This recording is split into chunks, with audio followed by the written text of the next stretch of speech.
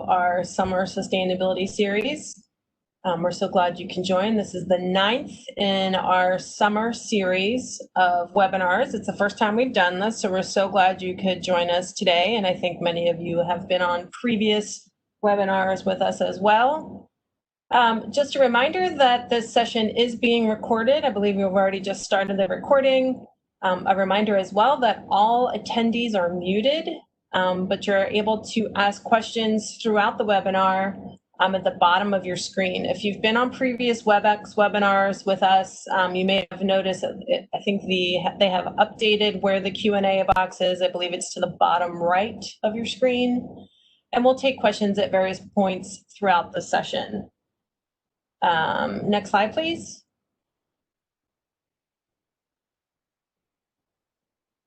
Like I mentioned, this is the last in our summer series, but certainly not the last webinar that we'll be doing. Our Sustainable Building series kicked off earlier this week.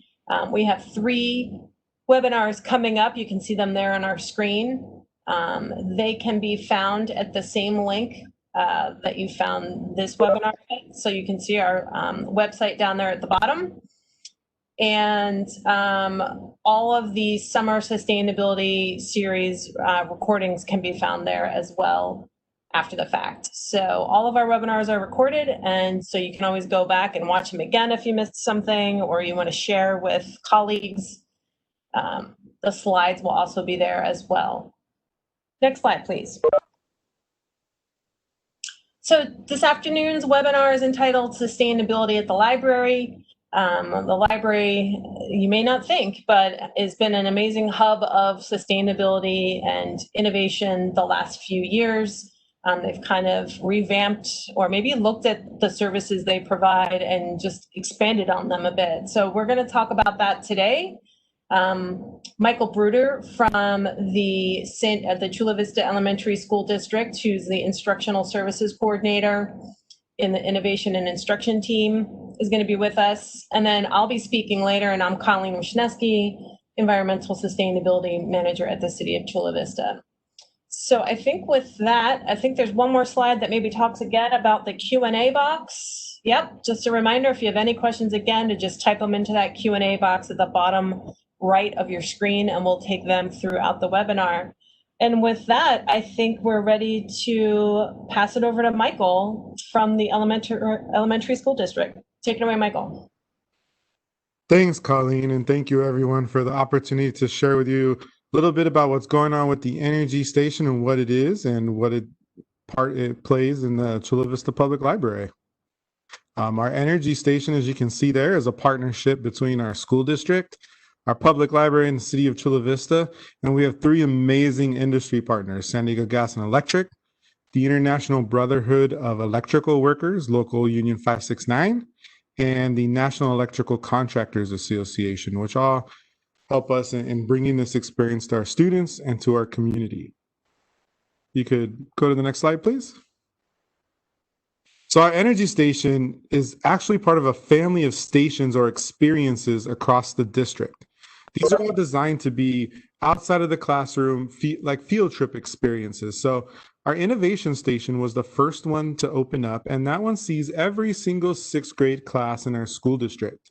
And each of these stations align with industry sectors. So for example, you'll see underneath the Innovation Station, Information and Communication Technologies. This is like all of our stations and all the posters you see there. ICT and digital media is one of the San Diego Workforce Partnerships priority sectors. So our goal is to give kids the opportunity to engage in hands-on activities related to these sectors, but also learn about careers that line up with their own strengths and their own interests that they could potentially do in the future. The Innovation Station is located at the Civic Center Library and is in a partnership with Qualcomm and their Think A Bit Lab. The Energy Station, like I mentioned before, is a partnership with the library as well, and that one is located at the South Branch Library in the Literacy Center wing of the library. And that aligns with the energy, construction, and utilities workforce priority sector. The Energy Station's been open for about 2 years now. The Hydro Station opened, had a soft opening about a year and a half ago, but has been fully open for about a year. That one's located at the Sweetwater Authority Richard A. Reynolds Desalination Facility off of 2nd Avenue, right there on the border of Chula Vista and National City. And we have 5th grade students that go there. 6th graders go to Innovation and Energy for 1 full day each. 5th graders go to Hydro Station, and we're really excited to open our new health station. We had a soft opening last year, but this year we'll be opening it to our 4th graders aligned with the healthcare sector. And that one is located at the Elite Athlete Training Center, formerly known as the Olympic Training Center. Next slide, please. So our energy station experience, what we're here to talk about today. Just to give you a little bit of a background, it's a 5-hour, 1 day out of the classroom experience, and it has 2 big parts of the day. There's the world of work piece, and that's where they get to do some of the hands-on things that people in these fields in the clean energy careers would do, whether it's working with wind turbines or wiring circuits and things like that. So hands-on opportunities built in throughout the whole day, as well as engineering challenges that they take on throughout the day. Next slide, please. Now, here you'll see a great video that we did in partnership with the city and SDG&E to kind of articulate the experience. You'll be getting an email afterwards, or you can download the slides that will have links to these videos. A little bit challenging to show these videos in the WebEx, so we didn't want it to be too choppy for you. So please check out that video. It's a great video that articulates exactly what happens with our students.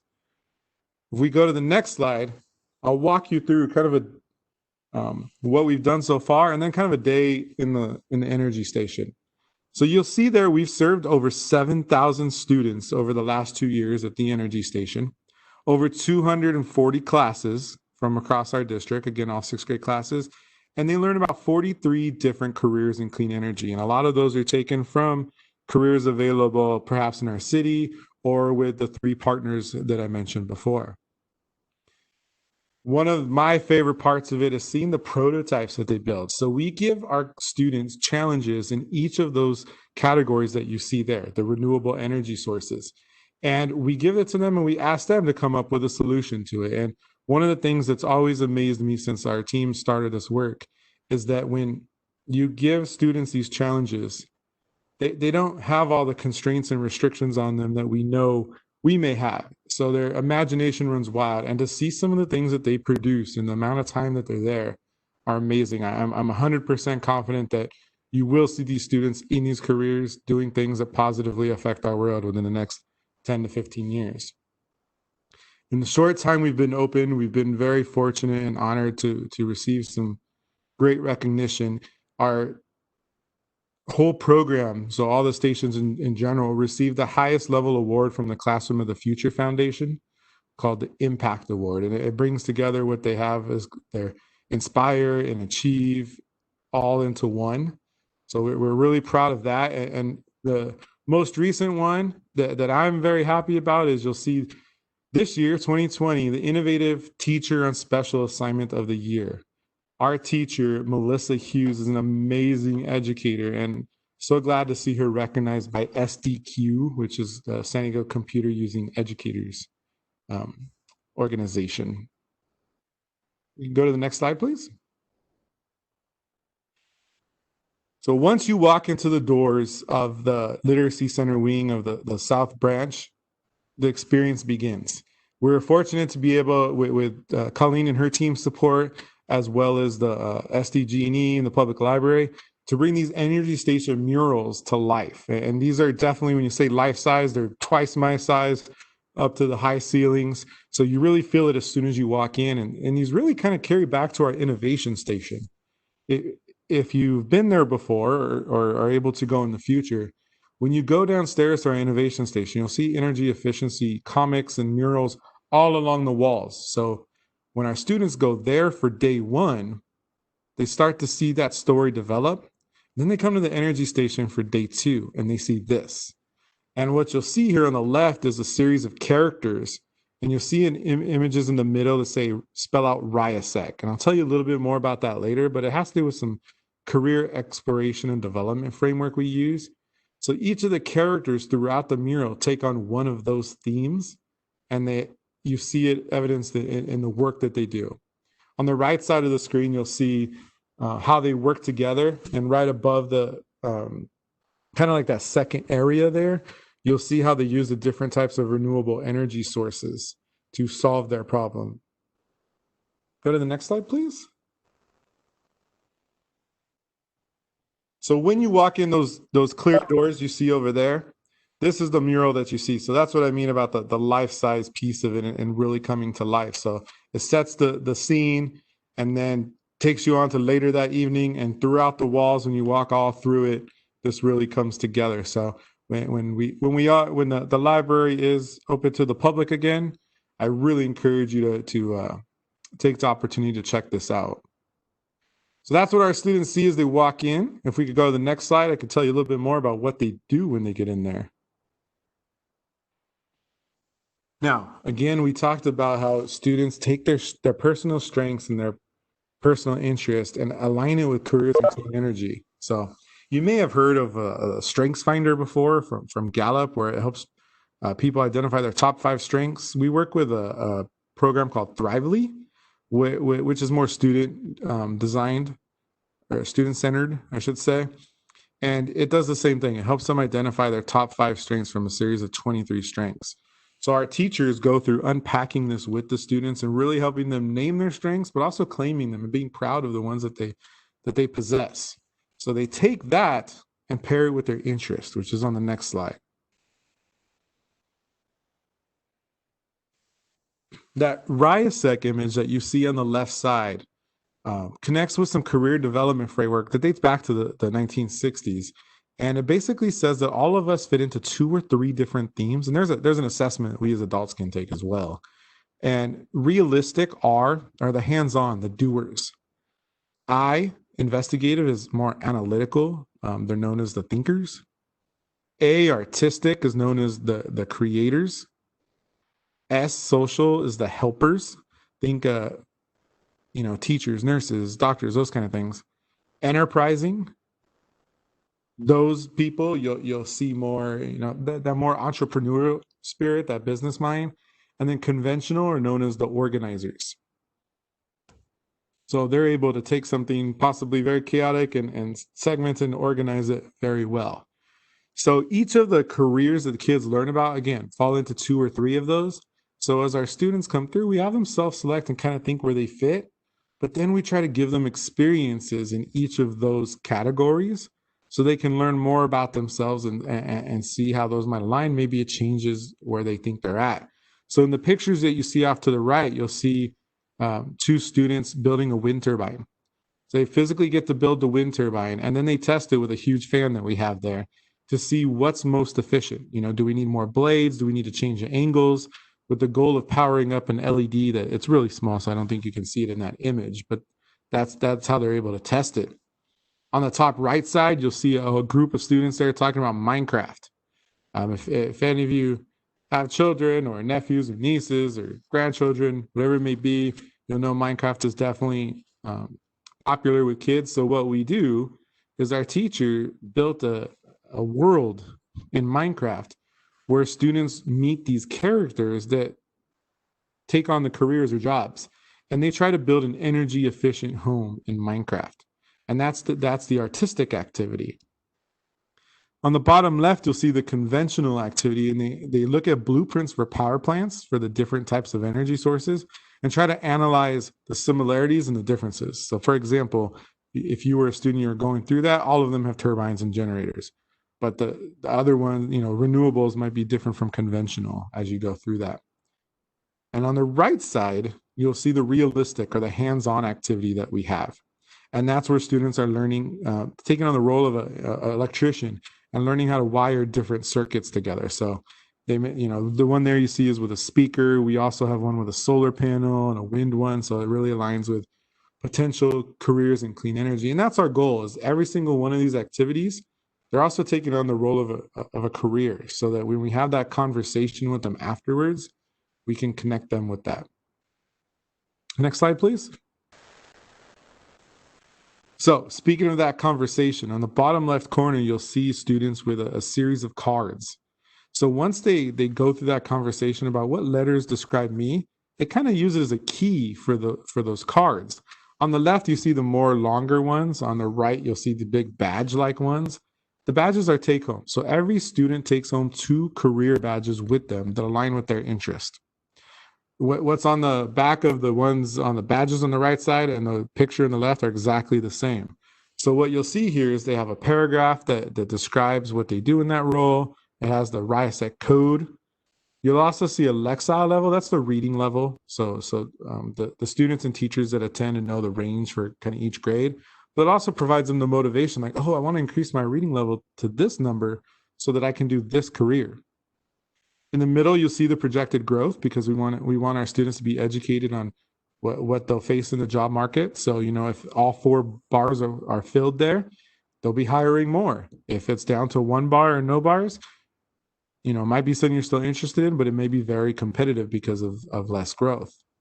Median wages show how much the average pay is in that career, so that they're aware of that. And then the bottom part, we show them the education level required. So it is a percentage. So, if you think of pulling, out of 100 people, you'll get different answers as to what education level they have. And that's what that pie chart reflects. So our students, what they can do is kind of key on, okay, what's the largest one there? Oh, the blue one. Okay, I need a post-secondary certificate. Well, what's that? Our teacher, Mrs. Hughes, explains that to them. Next slide, please.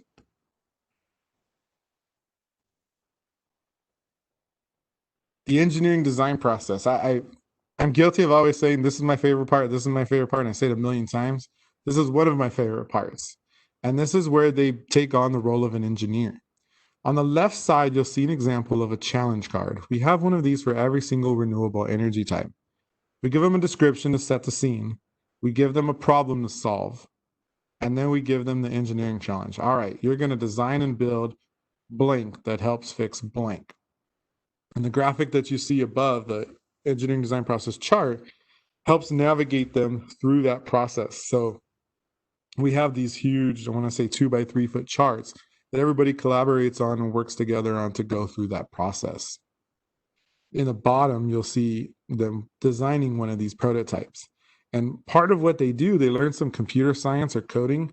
We give them these microcontrollers that look like little motherboards from a computer, and they learn how to wire these motors to it. So they include moving parts in their project. So what you see there is a group of students kind of constructing it using some items that we have in there. Cardboard in spaces like ours are very popular, but also things like popsicle sticks, household type items, along with those tech items that we talked about. Next slide, please.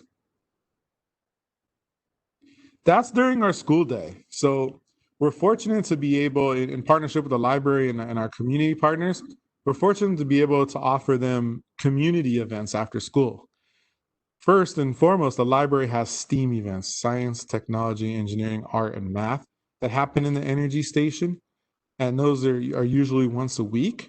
But we're also able to bring in more with our community partners. So for example, here, you'll see IBEW, the Electrical Workers Union that I mentioned, hosting a night where students got to learn about circuits and wiring and things like that. So the one particularly here is they see the charges in food. So you'll see kids of all ages with families and IBEW staff getting to test things out.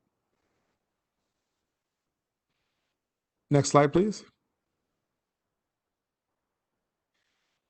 So again, like I shared with you, our program has been open for 2 years, the Energy Station at the South Branch, but we are continuing to grow. We continue to look at what we can do to give kids the opportunity to really step into these careers.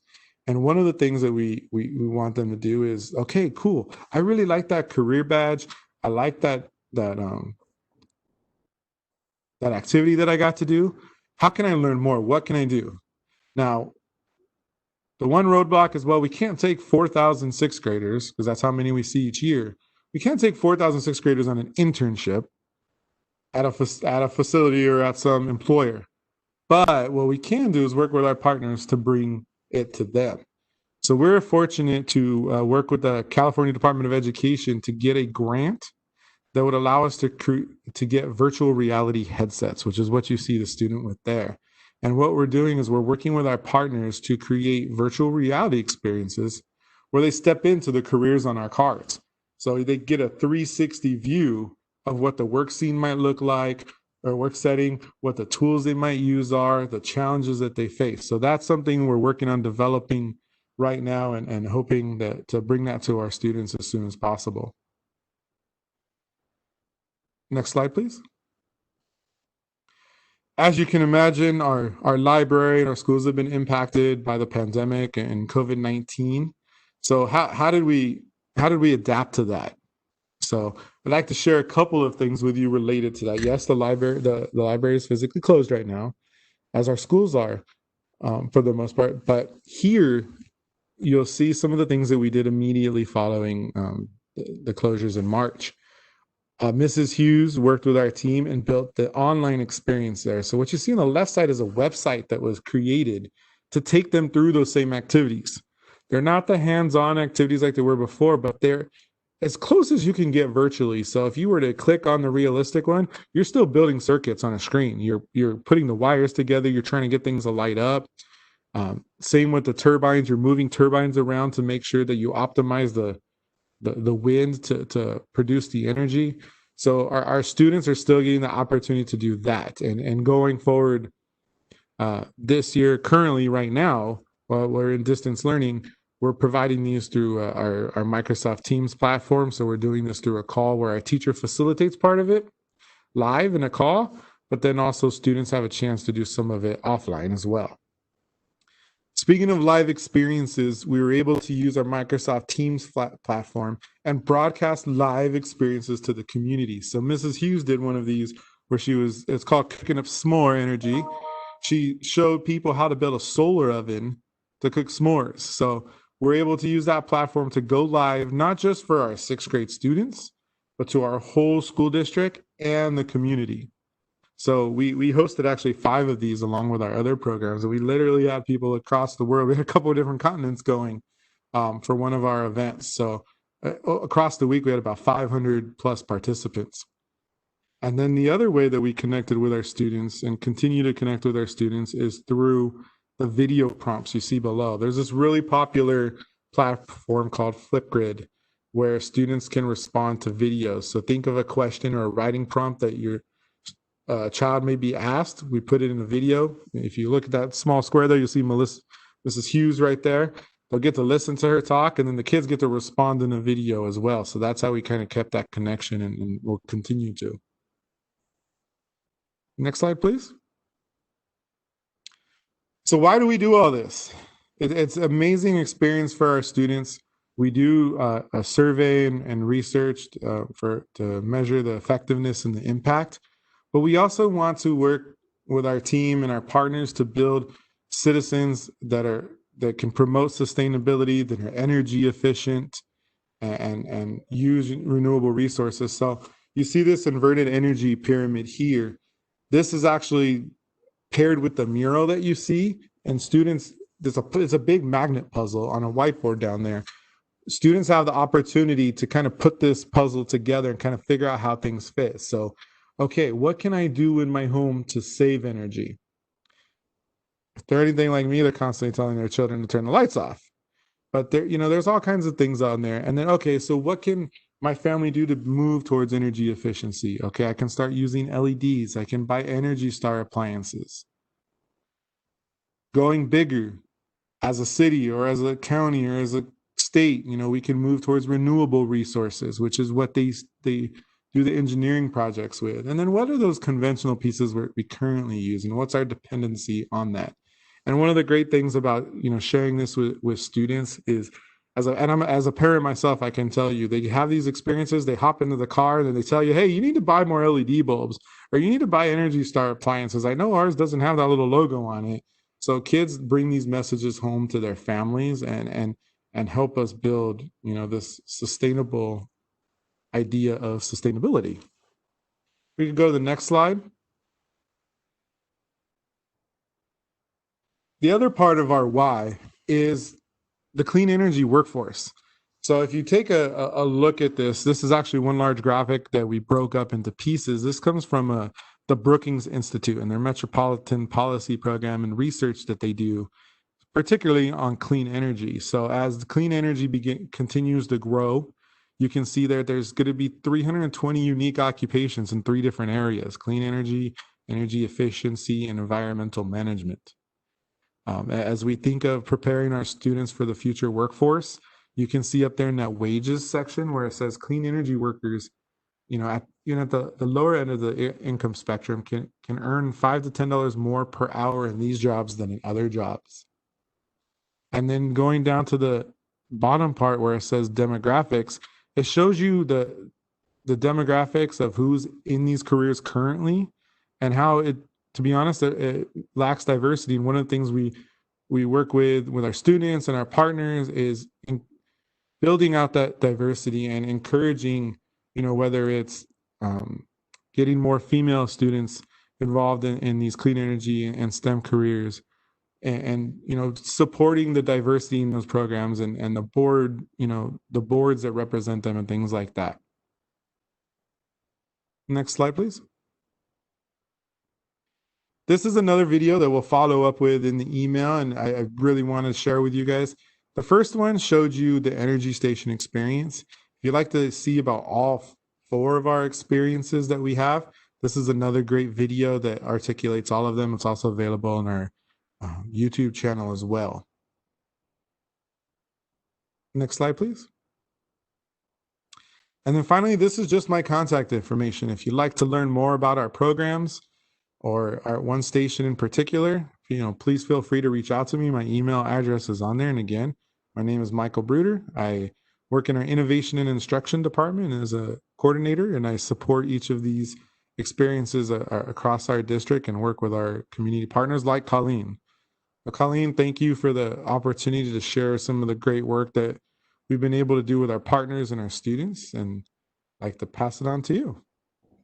Excellent. Thank you, Michael. And so amazing to hear how this program has grown over the last couple of years. So great to hear that it's in 4 different locations. I can't wait for our students to be able to get back to those locations so they can experience all this hands-on, but so exciting the way you've been able to bridge the gap over these last few months.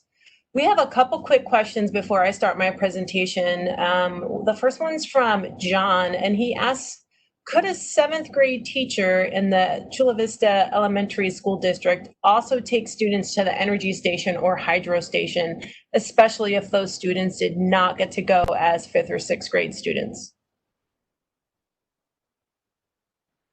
I'm sorry, could you repeat that one more time? I caught the first half, but not the second half.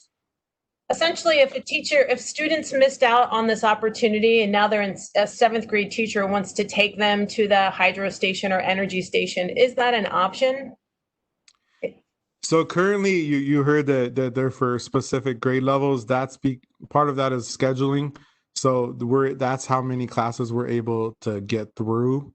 So if, for example, if the school year is 180 days and we have 175 5th grade classes, that's all we can accommodate within the school year. If there's a specific school site that you're referring to, I'm guessing it's one of our charter middle schools, I'd recommend connecting with them and having them reach out. We definitely cannot, the after school opportunities are completely open though.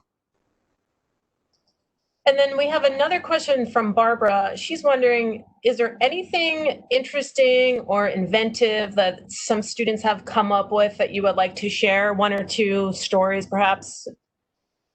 Yes, I wish I was in the physical location right now so I can show you. We literally have them displayed all around there. There's some great ones from a playground that's powered by renewable energy to gosh, there's so many. They're all coming to mind at once, but using solar power and hydroelectric power to power an area. It's hard, to be honest, to pinpoint just one. I would recommend going back to the video to check them out. The video does a better job of articulating it than I do. Great. Even more motivation for us all to check out those videos after the fact. And again, they'll be emailed out after this presentation. Again, we can continue to take questions. So if anything pops up in the next little while, feel free to type it into the chat box and we'll take those questions towards the end of our presentation. So with that, we can stay on this slide for a minute. So I'm Colleen Wisniewski. I'm the Environmental Sustainability Manager in the Office of Sustainability at the Economic Development Department at the City of Chula Vista. And as a team, we work on topics such as recycling, energy efficiency, water conservation, organics, waste reduction, alternative transportation, and climate action planning, and so much more. But those are kind of the big things that we're working on, and we often work with residents and businesses by offering them a variety of programs that touch on some of those topics I just mentioned. As part of our efforts, we also work to make city facilities more sustainable. And some of the things we do are we track our water and energy use at all of our buildings on a monthly basis. And I wanted to talk during my time today about a few ways we offer sustainable resources for our community by working with our library partners. So we can go to the next slide, please. But before we get too far, I wanted to mention that a lot of our work is guided by our climate action plan. The city has been an early adopter of climate planning, and we had the first climate action plan in the region back in the year 2000. Our most recent climate action plan was approved by City Council in the fall of 2017, and staff are busy implementing the measures and strategies called out in the plan. Most of the strategies are split into the sectors we see here. So they fall into renewable and efficient energy, water conservation and reuse, waste reduction, and smart growth in transportation. And these actions cover work that the city does on their own facilities and operations, but also includes actions that pertain to our residents, our businesses, and developers. And we're currently working to update our climate action plan. Next slide, please. And so for the remainder of my presentation, we'll be focusing primarily on the residential sector. For several years now, our team's been partnering with the Chula Vista Library by offering a variety of tools and books in their 3 locations. We've created energy lounges in our libraries, which house these items and includes tools like a kilowatt meter that you see on your left, which helps measure the amount of energy your appliances use when they're on and in standby mode, and also other tools like LED light bulbs. Also, we have various books on a variety of sustainability topics. All of these items can be checked out just like library books. So you can borrow that kilowatt, bring it home, use it for a couple weeks, test out all your appliances, and bring it back just like a library book. And just like Michael mentioned, we were part of the Innovation Station and Energy Station projects by, we worked on those projects by providing information and those big murals about energy, water, and waste. And we're so proud that we're able to be part of those projects, and to see the final products has just been amazing. Next slide, please. If we take a closer look at the typical energy and water use per average household, it helps to illustrate the major ways in which we use our resources. So for example, when you're looking at the energy at the top here, highest uses are typically for air cooling, air heating, water heating, lighting, and refrigeration. The highest water uses in a home are typically attributed to toilet flushing, showering, and faucets. And knowing this, we wanted to be able to provide a more comprehensive set of tools for our library patrons. And I don't know about you, but spending so much time at home over the last few months has really made me a little more attuned to energy use and water use, and I don't take for granted the few times I have the air conditioning at home during the day. I think it's a very different scenario when we're spending so much time in our homes these days.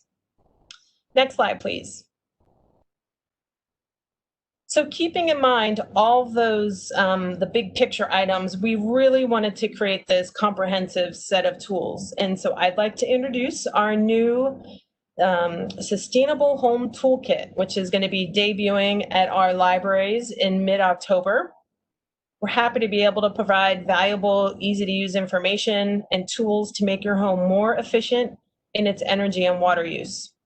Exact details are coming soon. The library is currently putting these in their catalogs now and preparing for use by library patrons. They'll be announcing more information in their newsletters and their social media platforms. And if you have questions about when this is going to be rolling out exactly, you can email us. But I would say mid to late October for more information about this. But big picture, this can really help you reduce your utility bills. There's a lot of supplies in there, and we'll go over in the next couple slides.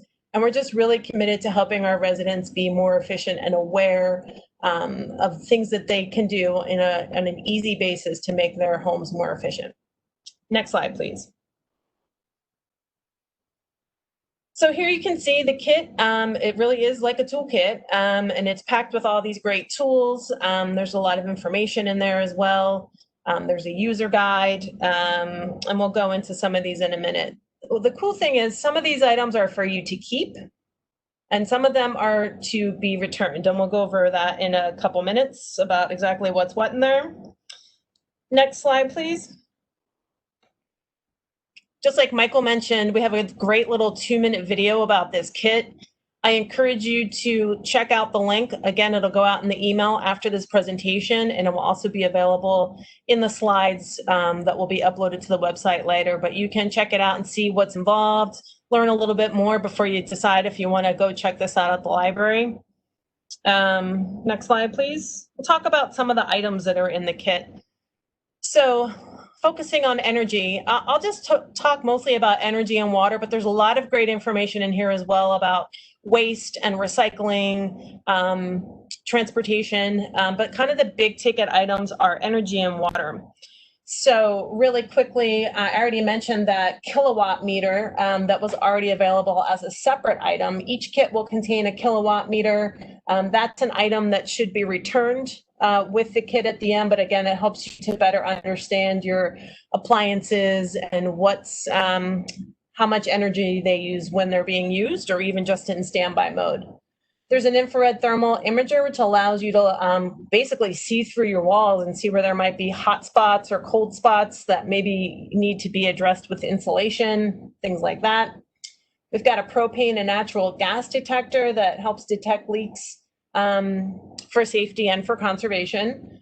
A fridge thermometer, nothing super fancy, but allows you to make sure that your refrigerator and freezer are actually working the way they should, and you can help you reset your temperature so you can be as efficient as possible. So all those 4 items should be returned with the kit when you're done, but there's also some items that you can use as needed and then return the rest. So there's LED light bulbs, to help you make the transition to cheaper and more efficient light bulbs if you haven't done so.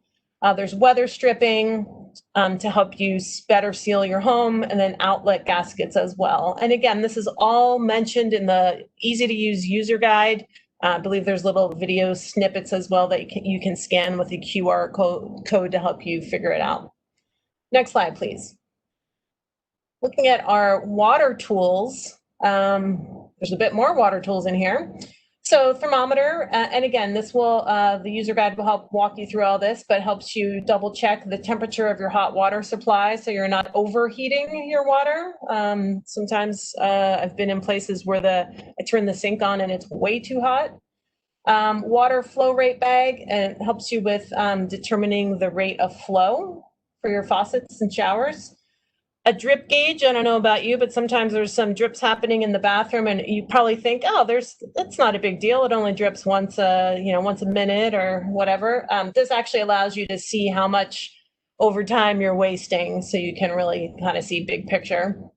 Pliers to help you replace old faucet aerators, because there are some faucet aerators on the other side of the list there that you can keep.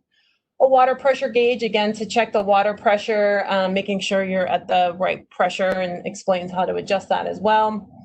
And then another item to return is plumber's tape, which will allow you to better install faucet aerators in your low flow shower head that you can keep. And then detect a leak toilet tablets, faucet aerators, low flow shower heads, and rubber bands are included for you to do some of the activities in this guidebook. Next slide, please. I'm almost having a vision of us all being at home like Michael's students, like they're all in the lab and we're all at home with our little toolkits making our homes much more efficient. So kind of fun. Anyway, here's the toolkit user guide that will come in each kit. It's available in both English and Spanish, so there's options for both. And again, it's easy to use. A lot of these graphics I've actually pulled right out of the book. It really helps explain. There's links, there's QR codes.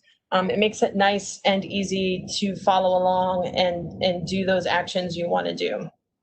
Next slide, please. There's also a handy little tracking sheet that allows you to get a really good baseline of where you are in your energy and water use. So you can see where you're starting. And then as you make those improvements to your home with items in this toolkit, you can then track your progress and see exactly how efficient you've made your home later. So it's kind of, it's really a great way to look at this and figure out the changes you're going to be able to make. All right, next slide, please. So eventually these will be at all 3 of our library locations. But you know, like Michael said, the libraries are not open right now officially. Folks can't go inside and hang out and, you know, study at the library right now, but they are providing services still. There is curbside pickup and you're able to check out materials and they'll be available for you as well. So what should be happening in October, mid to late October, these kits will be available at both the Civic Center branch and the Otay Ranch branch of the libraries. For now, the South Chula Vista branch will not be housing these items, but down the road they will.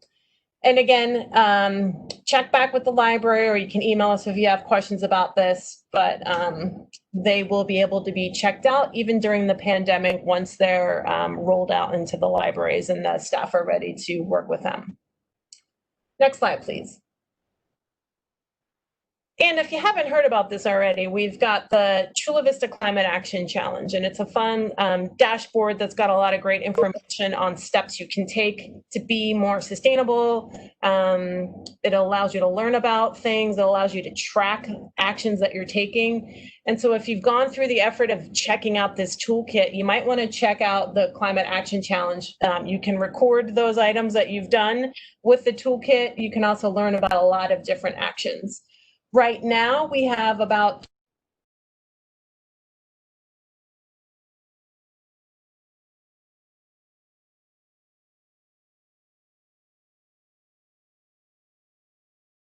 and that can be found at the website right there, chulavistaca.gov. Actually, I have a typo in there. There's no L right there. But anyway, we'll make sure that this is fixed for the slides that will be posted on our website. Next slide. I think that might be it. Yep. So with that, if there are any questions, please type them in.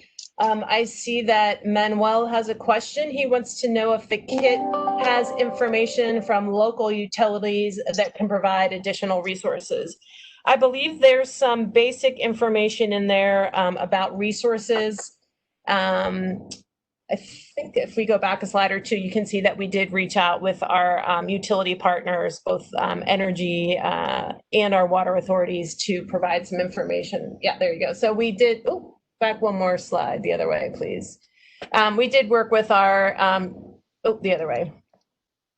One more, there you go. So we did work with Sweetwater Authority and Otay Water District. We got some information from a public services and then also SDG&E. There's always more information available on their websites as well, in addition to our website if you're not finding what you need in the toolkits.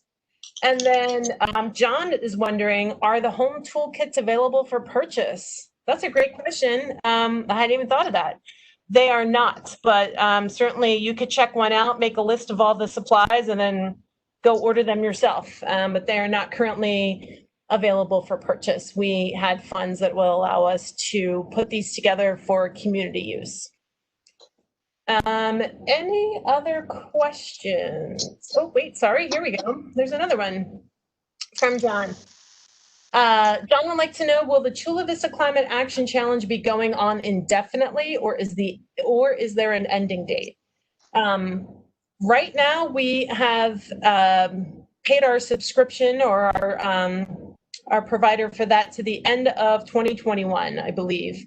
So as of now, we're definitely going strong for another year plus, year and a quarter. I'm hopeful that this will continue as well.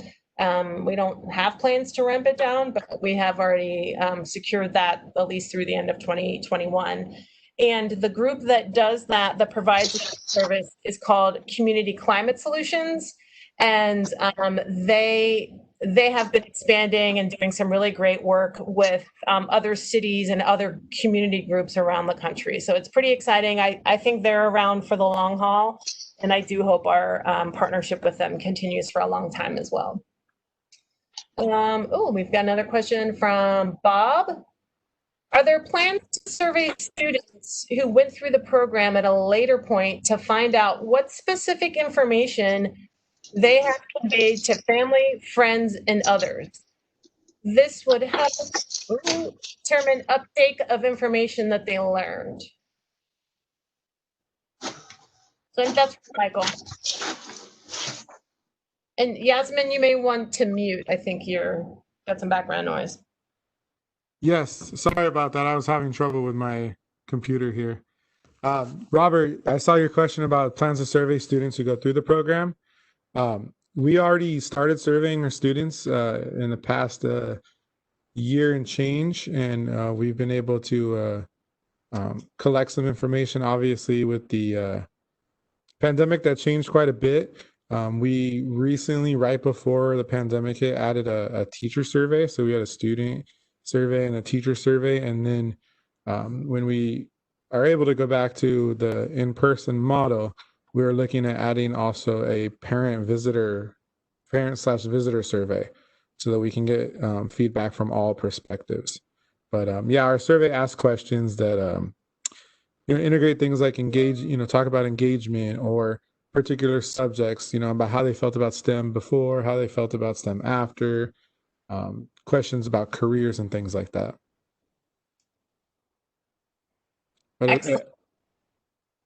But as far, as answering the part of your question about at a later point, we do a pre-survey and a post-survey. Awesome. Anything you want to continue? Sorry, Michael. No, I was just thinking about his question more as I explain it. We've had conversations and thoughts about being able to survey them further on and along the years to see the impact as well. But that's what we're currently doing now, is a pre and post experience. Excellent. I don't see any other questions here. If there's any final questions, we'll give it a minute or two to let people type them in. In the meantime, we can go over to the slides, Yasmin, that mention the upcoming webinars at the end of our presentation here. Yep. One more. Perfect.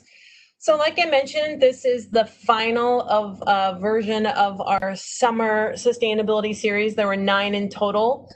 There are recordings. This is the correct website here, which is great news. So they're all the recordings can be found at the website down there on the bottom of the page. The presentations are posted there as well. And like I mentioned at the beginning, if you were on the call then, we have moved on to a sustainable building series. It kicked off this week. We have 3 sessions for sure taking place over the next couple months. They will also be recorded and found at the same website. You can also register for those at that same website as well. And we do plan on hosting other webinars throughout the year. This has been a great experience for us this summer and as we move into fall here. So I do hope you guys can join. I see that we have another question coming in from John. He would like to know if school resumes later this school year in a limited hybrid model with social distancing, will the school district buses be available to resume visits to the stations?